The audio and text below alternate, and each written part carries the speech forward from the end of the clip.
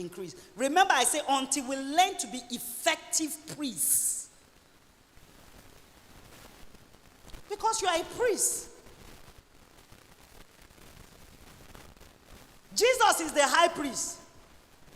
Permit me to say we are the low priests. And it's on this note, because we are not paying attention to that priestly office, it's on this note that God opened my eye to see the things that we need to pay attention for. If you think I'm here to tell you cook jollof rice, cook fried rice, garnish it with whatever, you are joking. The priest has so many functions, but we are going to consider 3 for the want of time. Number 1, the priest's responsibility is to minister to God first.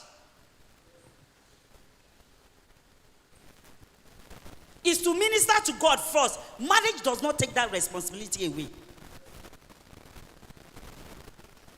In the Old Testament, in Exodus chapter 28, from verse 1 to 4, you will see where God was telling Moses, from verse 1 to the end said, you see where God was telling Moses how he ought to make the garments of the priest for Aaron to wear and that of his sons to wear.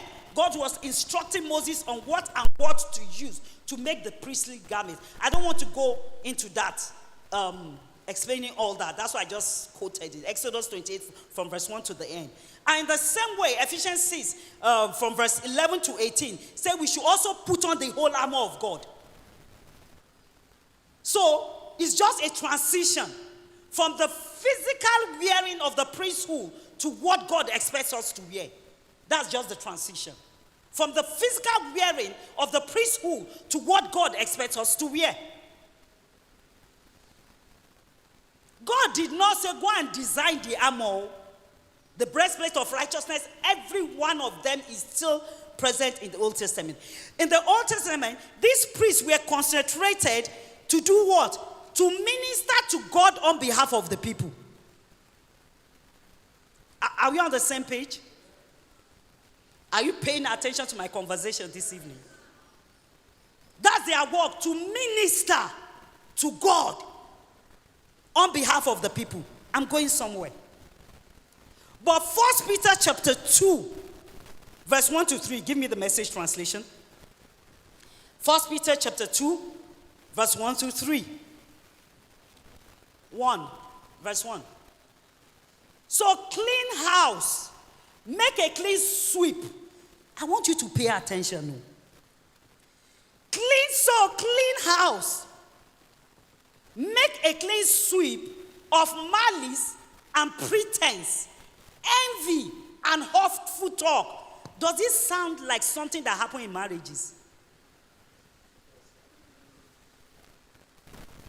But what was the first thing? He said, clean your house. Clean house.